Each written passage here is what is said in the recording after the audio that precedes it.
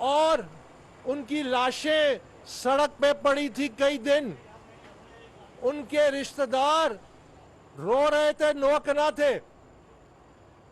آپ نے ان پہ الزام لگایا کہ تم ہمیں بلیک میل کر رہے ہو, جب تک ان کی تدفین نہیں ہوگی میں نہیں آؤں گا. خان صاحب, آپ اپنی آخرت کب سنواریں گے؟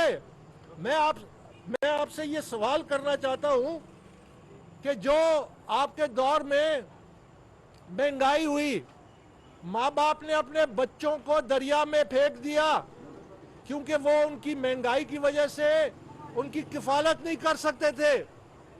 آپ ان تک پوچھنے بھی نہیں گئے, آپ نے ان کے لیے کچھ کیا نہیں کہ پاکستانی شہری اپنے بچوں کو زہر دے کے مارا.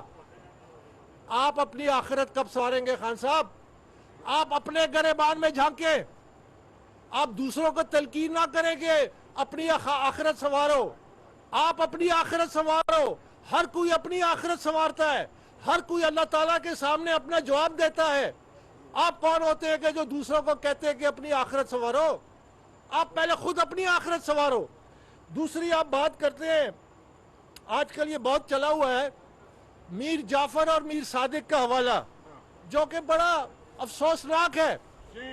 خان صاحب, میں آپ سے یہ کہتا ہوں کہ جو ماڈرن ڈے میر جعفر اور میر صادق ہیں وہ لوگ ہیں جو آئین کو توڑتے ہیں.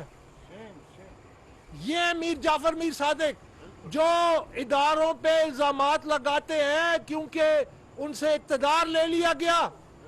یہ ہے میر جعفر میر صادق جو کہتے ہیں کہ یہ الیکشن کمیشن آف پاکستان میں جو منصف ہے, جس کے سامنے عمران خان جواب دہ ہے اور ملزم کے طور پہ پیش ہو رہا ہے, کہتا ہے آپ استعفیٰ دو.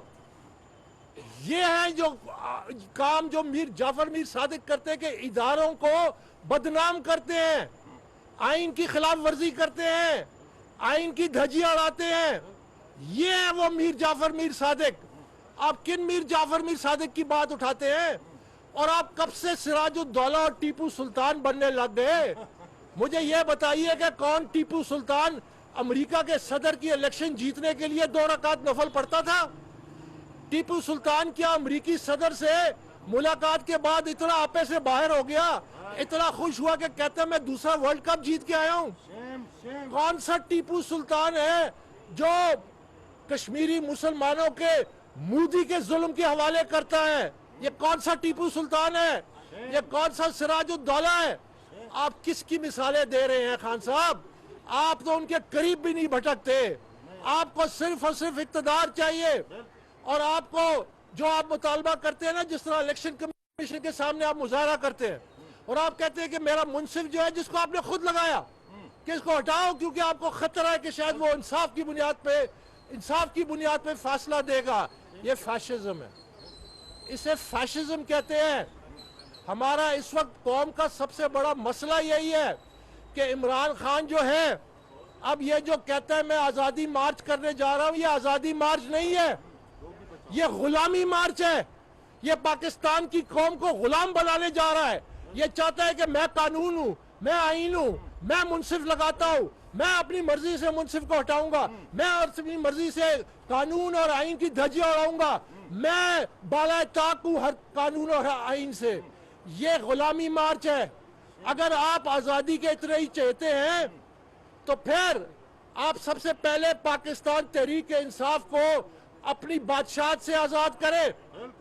آپ کی پاکستان تحریک انصاف میں اس وقت بھی جو سینئر قیادت ہے وہ آپ کی اس پالیسی کے مارو یا مر جاؤ, یہ جو ڈو اور ڈائی آپ نے اپنائی ہے. مجھے معلوم ہے کہ آپ ڈی چوک پہ کیوں آنا چاہتے ہیں, کہ ڈی چوک پہ آ کے آپ اپنی منشا کریں, اپنی مرضی کریں سپریم کورٹ کے ساتھ, الیکشن کمیشن کے ساتھ اور اسٹیبلشمنٹ کے ساتھ, آپ ان کو اپنے ہاتھ میں لے لیں. یہ ہے آپ کا مقصد. اور جو تحریک انصاف کی قیادت ہے اس میں اکثریت آج بھی مخالفت کر رہی ہے. میں ان کو داد دیتا ہوں, میں کہتا ہوں یہ وقت ہے کھڑے ہونے کا, کیونکہ پاکستان کی جو بقا ہے, پاکستان کی جو سلامتی ہے, پاکستان کی جو معاشی خود مختاری ہے وہ داؤ پہ ہے. ہم مزید انتشار برداشت نہیں کر سکتے. سری لنکا کا حال ہمارے سامنے ہے, سری لنکا کس طرح ڈوبا, आज वहां पे हंगामे हो रहे हैं, पाकिस्तान की मईशत भी डूब रही है। आप इलेक्शन की तैयारी करें, आप अपनी पार्टी को संवारें और पुरअमन तरीके से सियासी अमल को चलने दें। और अगर जो भी इंतशार, ये इंतशार आज नहीं शुरू हुआ, ये इंतशार 2014 से शुरू है।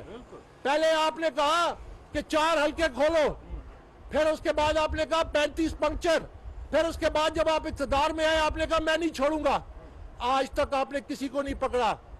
आज मैं ये कहता हूं कि ये जो फैशिज्म है, अगर इसको जड़ से ना उखाड़ा गया, अगर इसका मुकाबला नहीं किया गया, इसका मुकाबला करने के लिए आपने सोशल मीडिया पे मुकाबला करना है, आपने प्रिंट मीडिया पे मुकाबला करना है, आपने इलेक्ट्रॉनिक मीडिया पे मुकाबला करना है, आपने कानूनी तरीके से मुकाबला करना है। ये पाकिस्तान की जंग है।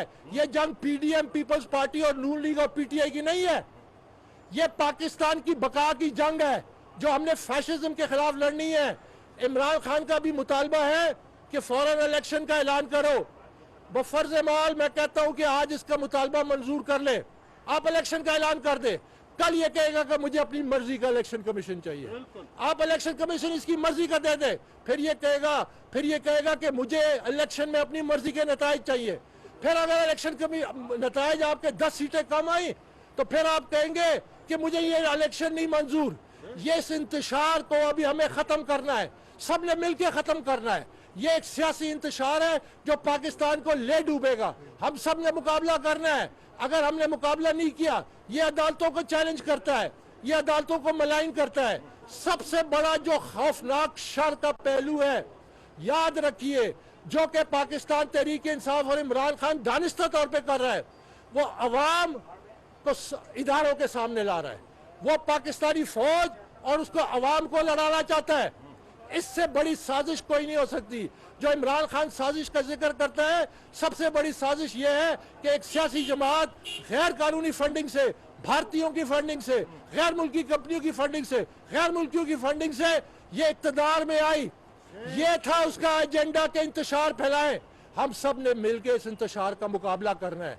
ये मैं पहले दिन से कह रहा हूँ, मैं आप सब गवाह है, मैं पहले दिन से कह रहा हूँ, ये फॉरेन फंडिंग केस, ये कौमी सलामती का केस है, इस पे तवज्जो नहीं दी गई।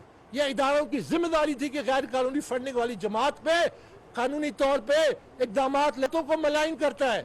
सबसे बड़ा जो खौफनाक शर का पहलू है, याद रखिए, जो कि पाकिस्तान तहरीक इंसाफ और इमरान खान दानिस्ता तौर पे कर रहा है, वो अवाम को इदारों के सामने ला रहा है। वो पाकिस्तानी फौज और उसको अवाम को लड़ाना चाहता है। इससे बड़ी साजिश कोई नहीं हो सकती। जो इमरान खान साजिश का जिक्र करता है, सबसे बड़ी साजिश यह है कि एक सियासी जमात गैर कानूनी फंडिंग से, भारतीयों की फंडिंग से, गैर मुल्की कंपनियों की फंडिंग से, गैर मुल्कियों की फंडिंग से ये इक़्तिदार में आई। ये था उसका एजेंडा के इंतशार फैलाएं। हम सब ने मिलकर इस इंतशार का मुकाबला करना है। ये मैं पहले दिन से कह रहा हूँ, मैं आप सब गवाह है, मैं पहले दिन से कह रहा हूँ, ये फॉरेन फंडिंग केस, ये कौमी सलामती का केस है, इस पे तवज्जो नहीं दी गई। ये इदारों की जिम्मेदारी थी कि गैर कानूनी फंडिंग वाली जमात पे कानूनी तौर पे इकदाम लेते।